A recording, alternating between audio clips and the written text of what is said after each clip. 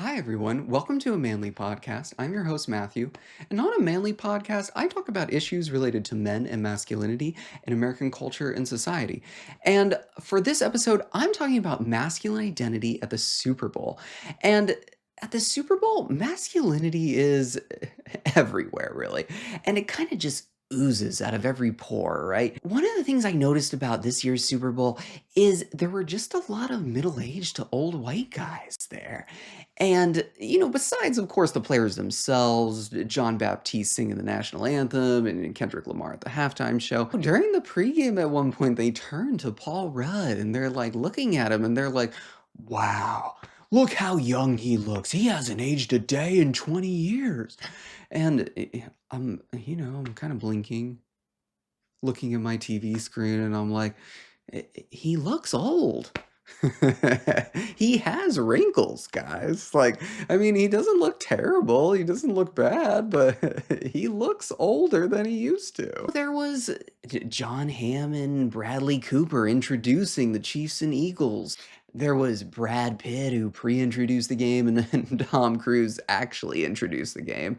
And then, they love turning to Adam Sandler, who looks pretty ridiculous. And at one point, he's talking to Paul McCartney from across the booth. There were the announcers, Tom Brady and Kevin Burkhardt against that really weird French quarter backdrop. I'm okay with just seeing them in the announcer booth. I don't need the extra. And Tom Brady really has gotten the heat for being a bad announcer this year, and I don't really care. Um, Whatever. He's learning, he's getting better. But one of the things he tried to be funny during the Super Bowl, and he said, well, my first Super Bowl here when I won was a blur, not like a lot of the other blurs people have in New Orleans. And I'm guessing Tom Brady isn't much of a drinker. And during the pregame show, this Super Bowl was obsessed with AI. And during the pregame show, there was a really weird AI tribute for this, old Fox commentator and two-time Super Bowl winning coach for the Cowboys back in the 90s, Jimmy Johnson. And, whew, oh man, let me tell you, that AI was just bad, like really bad. Like if you've ever seen The Mummy Returns and you've seen the CGI of The Rock at the end of that movie, like we're going that bad. And this coach, he loved it and he was in tears, and it probably takes a lot for a football coach to cry. And so oh man, they would have just been better off with a traditional tribute highlight reel. The ads that leaned into masculine identity this year were mostly poking fun at it. And that Mountain Dew Baja Blast commercial where there's this magical macho genie-like man who transports this young woman who drinks a Mountain Dew Baja Blast into this like tropical private island where singer-songwriter Seal becomes an actual seal, and then he's singing this like 1930s Hollywood musical number with all these killer whales and dolphins and other marine animals. The genie guy is just weird. He's like part macho mountain man, part hippie man, part creepy private island billionaire. And then he likes bringing guests to this island and showing them these weird musical numbers. There was a Bud Light ad with Post Malone and Shane Gillis, who, have this really kind of frat boy masculine energy, trying to relive the college days with their, end of the cul-de-sac party. But they're really constrained in their masculine energy by these suburban rules like HOAs. And then, there's Channing Tatum in this Stoke Coffee commercial where it looks like he's about to go on a toxic tirade to the Wrexham soccer players for playing bad, but then he's just complaining about he's complaining about their celebrations, and he's showing them, and he turns into a Magic Mike moment dancing, and then at the end of the ad, they're all dancing and celebrating in the locker room around a big Stoke Coffee. The only ad that really leaned into like a macho masculine energy was this ad with Antonio Banderas for Bosch, which makes like refrigerators and power tools. And they were like, be a boss when you use a Bosch. And they also had like a man using power tools who turned into Randy Savage. It was just really funny for me because I had gone to see Antonio Banderas in Baby Girl like a month ago, and he plays a husband in that film, Nicole Kidman's husband, and he can't give his wife sexual satisfaction. He can't bring her to orgasm. And he hasn't been able to do this in their marriage, and that's kind of the whole point of the movie, because she chooses to have an affair because he can't sexually satisfy her. And then at the end of the movie, he learns how to, and their marriage is back to normal. It's happy again. Now, masculine identity on the field at the Super Bowl, on the field, was pretty positive. Now, football, that's a whole other story, and we'll get into that a little later in this episode. But, clearly Kansas City was outplayed, and they knew it. They said as much in their press conferences at the end of the game.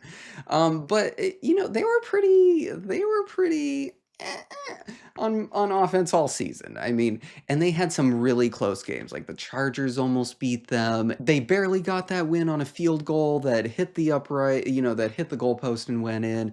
And Denver was about to beat them with a field goal, and then they were able to block that field goal. When they faced the Eagles defense, they were really just no match for them. Like their defensive line just kind of just steamrolled them. And the Eagles at the end of it seemed, I would say, I don't know if humility is the right word, but they definitely had some of that. They were very vindicated. They were very satisfied at the end of the game. And a lot of people, didn't think they would be there. A lot of people thought the Lions were going to be in the Super Bowl, not the Eagles. Their coach said, said all the right things at the end. Said, football is the ultimate team sport. We trusted the process. We trusted in each other. And everyone came together and they became world champions. And then a week later, the season starts over, right? They go back to the drawing board because, football's a business. This Super Bowl was fun at the beginning because, it was in New Orleans, right around Mardi Gras. And, they had a lot of jazz and Cajun flavor to start. It added a little something extra to the Super Bowl from the more sanitized Super Bowls of LA or Las Vegas. They had Harry Connick Jr., they had the marching bands, they had Trombone Shorty and Lauren Daigle sing America the Beautiful, and then John Baptiste, of course, with his awesome piano doing the national anthem, Kendrick Lamar and SZA at halftime. There was a diverse and eclectic range of fabulous musicians showing off their artistry and creativity. It's also important to recognize, though, as entertaining as it is, with 126 million people tuning in, this is a highly curated event, and the NFL has to appeal to a massive audience. It hopefully is a clean game with good sportsmanship and few to no injuries. It also seems important then when an audience is this large and when a lot of the people who play in the NFL are people of color, that it feels diverse and inclusive, but also it has to appeal to it has to appeal to a conservative audience as well, which is really interesting to see that dynamic. Now, football at the heart of it is a violent sport, and the objective is very colonial, as Caribbean theorist Edward Glissant once noted.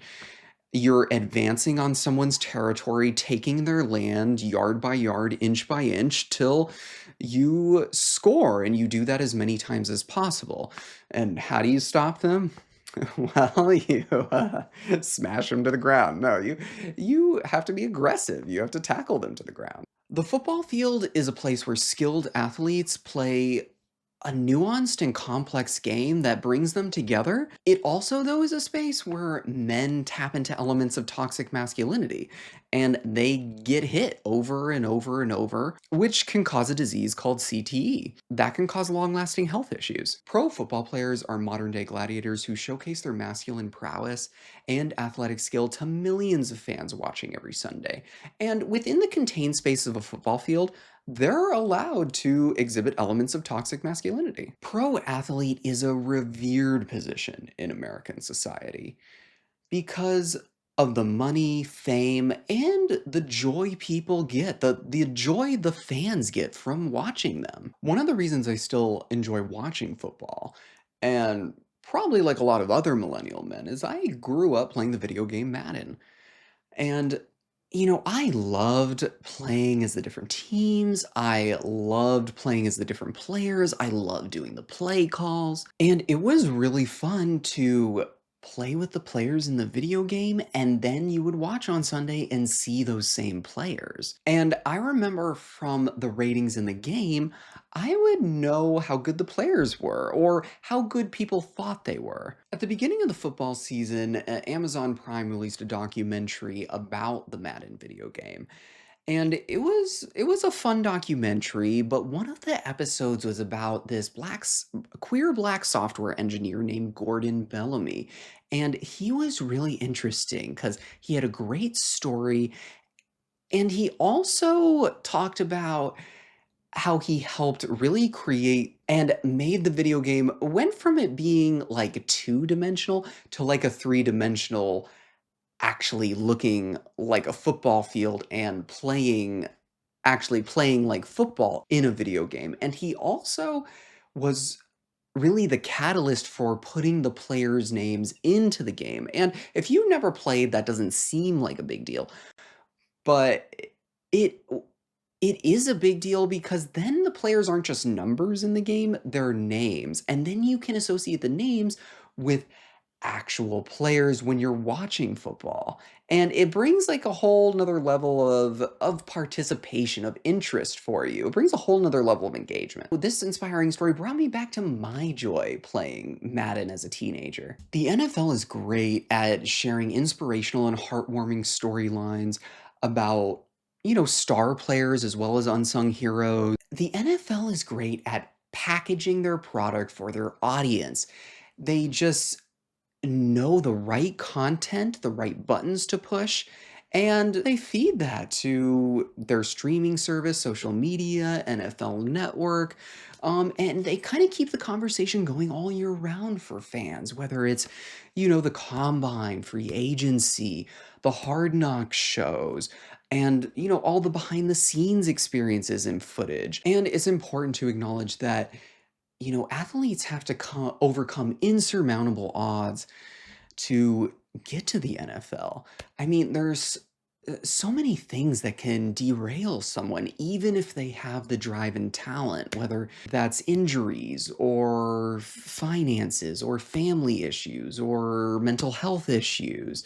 There's a million things that can go wrong for people. Thinking about the Madden documentary in contrast to this other show I watched, American Sports Story Aaron Hernandez on FX, which was quite critical of the NFL actually. This was a dramatic retelling of the true crime podcast Gladiator, Aaron Hernandez and Football Incorporated. Aaron Hernandez was a superstar tight end for the New England Patriots about a decade ago, who was convicted and given a life sentence for the murder of Odin Lloyd. He later killed himself in prison. During the last episode, a doctor discusses the severity of his CTE, chronic trauma encephalopathy, a neurodegenerative disease caused by repeated blows to the head, and symptoms can range from aggression, memory impairment, to suicidal ideation.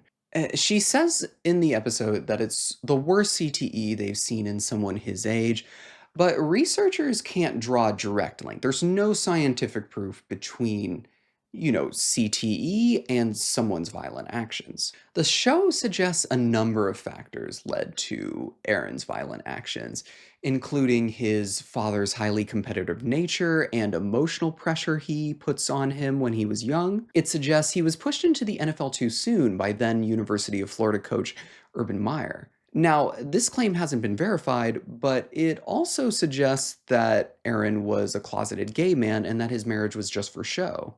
It suggests that Aaron was never allowed to be his true self because he had to live up to the image of being a gladiator, this football superstar that he necessarily didn't want to be.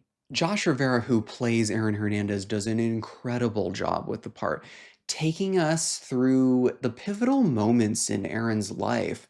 Achieves glory on the football field, becomes his rising star, becomes a superstar, and then it all falls apart, leading to jail and death. Researchers can't prove that CTE led to his violent actions, but we can also say that it probably didn't help. And more than likely contributed with a number of factors to what happened. Early on in the show, he and his brother are training, running up a hill together.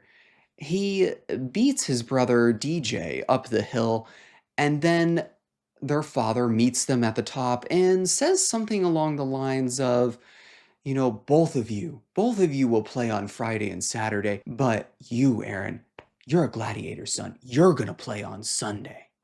You're going to play under the bright lights. All the pressure is on Aaron to achieve greatness and glory, to make generational wealth for his family and leave a legacy for them. And he does that. He does that at the expense of his body and, according to the show, his own true self. The sad part about football is that the more you watch, the more injuries you see. For instance, the Lions at the beginning of the season were by far and away the best team in the NFL. But by the time it got around to the playoffs, their entire defense was injured. There was no way they were going to be able to make it to the Super Bowl. Towards the end of the season, I saw Tank Dell, a wide receiver for the Houston Texans, have his leg utterly destroyed on a touchdown catch in KC. I mean, they needed a vacuum cast to stabilize his leg that he tore so many things. The game was stopped for 20 minutes. It was definitely one of the most gruesome injuries of the season. They don't even know if he'll be back next season. Chris Godwin, a wide receiver for the Tampa Bay Buccaneers, had his foot nearly torn off by a defensive player colliding with him with a helmet when he should have been resting in a game that the Buccaneers were losing. In the video I saw, his foot was dangling.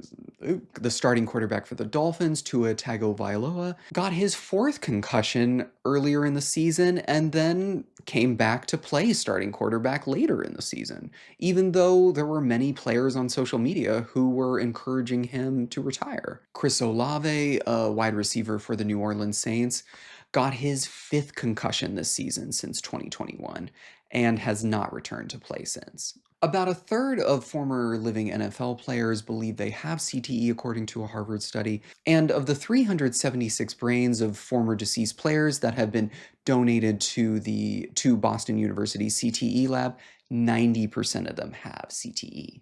Now, concussions did decrease in the NFL this year, and they had a large article about it on NFL.com. But it's also important to note that concussions and injuries in football are going to obviously be more than other sports, even sports like wrestling or boxing. There's really no equipment that can prevent concussions or CTE. The Guardian caps in a study showed that in on-field conditions, the caps actually make no difference, even though they're supposed to help blunt the impact or collision of a hit. The only thing that helps to heal concussions is time, really. A study showed that adult men need about 25 days to recover from a concussion. This is the NFL, and there's only 17 games in a season, and every week there's millions of fans watching, and there's a lot of money to be made. The NFL has gotten a lot more rigorous about their concussion protocol than even a year ago. The pressure and incentive to medically clear players must be overwhelming. One of the sadder stories of a football player who died from CTE was Junior Seau, who was a celebrated linebacker for the San Diego Chargers, and he later played for the New England Patriots, and he took the Chargers to the Super Bowl. He was kind of a hometown hero for San Diego when I was growing up, and there was this big restaurant in Mission Valley called Seau's that had the biggest TV in town. But in 2012, he died by suicide. And even though he had no reported concussions, his brain was found to have CTE. I have a love-hate relationship with football, so sometimes it's really fun to watch a chess match between great coaches and great athletes. It's fun to watch different players develop from week to week, be on tenterhooks for games that are cliffhangers, and watch teams like the Jets or the Bears that have really high hopes and expectations for their season flounder and flop under the pressure. But I do cringe at the gruesomeness. I do cringe at might happen with some of these long-lasting health issues that these players might face. and the toxicity at times. America loves football, and if anything, this past year proved in the NFL, which is the most popular sport in America, and college football, the second most popular sport in America, that America loves this sport now more than ever, and it makes sense. America is the land where white settlers colonized and took it from indigenous people, advancing much like a football team does over the land, yard by yard, inch by inch. For American men, football and their fandom is an important part of their masculine identity. But as a man in America, I also feel it's important to be aware, to be conscious that football causes CTE, to know things that like a third of high schools in America don't have athletic trainers. It's up to the coaches, the other players, the parents at the youth level to detect and notice concussions. It's important to recognize that as entertaining as the sport is, we should take our blinders off and be able to be conscious, have a conversation around how healthy tackle football is for people. And despite all its good and positivity for men, does it not also create an unhealthy culture, denying an epidemic of CTE after the roar of the crowd fades and the stadium lights have faded? Thanks so much for taking the time to watch or listen to a Manly podcast. Please like and subscribe here on YouTube or listen wherever you get your podcasts. I talk about a topic related to men and masculinity each week. On my next episode, I'll be talking about men and masculinity in the films The Substance and Baby Girl. Till next time, bye!